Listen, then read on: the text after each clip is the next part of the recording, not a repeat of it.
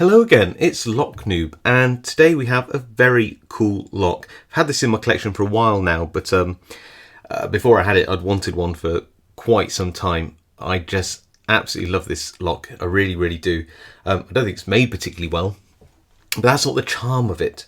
From the outset, it looks like a normal 30 by 30 millimeter double-sided Euro, but for those of you who know that this actually means Sonico, you'll also know it has an unusual key in that it is ginormous and passes all the way through the lock to open. That is just amazing. Let me compare it to a standard key from a little 6-pin Euro cylinder there, and you can just see how much longer that key needs to be. It really is something, and all I can think of is it must be really uncomfortable in your pocket. It's just massive. The problem to a lock picker isn't necessarily that it's a hard pick. In fact, it isn't really. It's just made hard by the fact that a standard lock pick itself only would get through to probably one of the first pins or the last pin on the other side. It just wouldn't be able to reach in much further. So what do we do? Well, like a lot of lock pickers, you just make yourself a new pick. Look at the size of this. This is just made out of a bit of 20 thousandths or 25 thousandths feeler gauge. So it's like a high carbon steel. It's not particularly good for making lock picks from, but you know, if you're not going to use it very much, then it's really good to make a quick pick out of. And you can see here that I can reach all the way in really easily to get to the other side. If I put it into the lock, you'll see it sort of disappear in. You might even see the tip wiggle out the other side. It's that deep. Compare that back to the lock pick I had. There we go. And you'll easily see the size difference there. It really is something. So, well, let's throw that in a vise, have a pick, and then, well, we'll gut it, or at least I'll try to gut it. So we're in the vise, and, well, I'll be honest, I was thinking about which way round to pick this. It seems a bit funny, but normally you try to pick the external side of the lock, which is this with the anti-snap feature, because that's the side that you'd normally face in a door. Well, fair enough. But this side only has 3 pins, which is interesting. They sacrificed 1 pin chamber for this anti-snap feature, which is an interesting choice. I can see why they did it. But then I was thinking, well, in this lock, it just doesn't matter which way round you pick it, because you've got to pick all 7 pins anyway. It, you know, really doesn't matter. So I'm just going to throw it in the vise this way around. I've got 4 at the front, 3 at the back. Okay, top of the keyway tension, using a bit of bent wiper blade, that extra super long homemade pick there, and nothing on 7, 6 or 5. So we must have to pick, I would imagine, all the pins at the front first. So pin 4, click and a bit of core movement, nothing on 3, 2,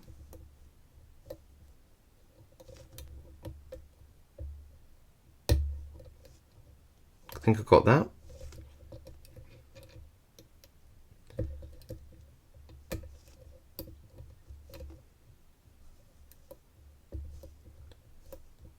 Trying to get pin 1 out. Pin 1, there we go.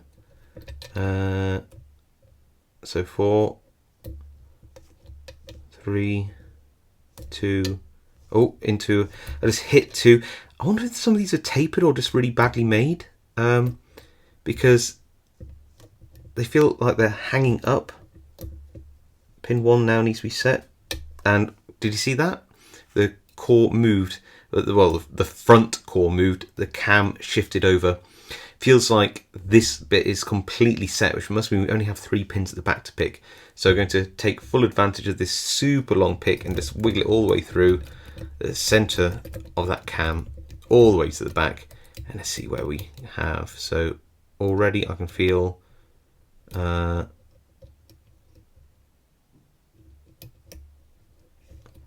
have a look. Yeah, pin 7 right at the back. Something there. Okay. Now pin 6.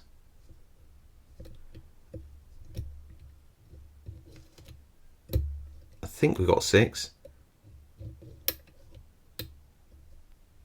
Try again.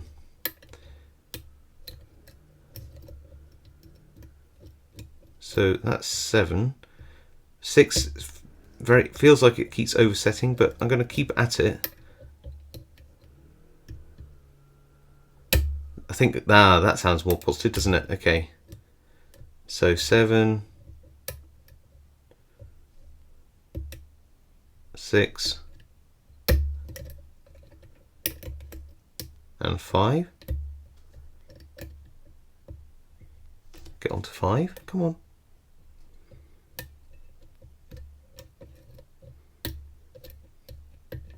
Hit 5 and we are open. Look at that. So not particularly hard lock to pick. The pins feel weird, a bit like they've got a taper on them or something. I can't quite figure out why they hang up. There's only 2 reasons I can think of: is there's a small taper on the pins, and or they're just really, really badly made, badly shaped pins. I guess there's only one way to find out, and that's to gut it. So I haven't had a go at gutting this yet, but I'm going to rotate all of this round until all the driver pins are hitting the bottom of these chambers here, and then yeah, we'll have a go at gutting this. I might speed it up if it's taking too long and it's looking a bit boring.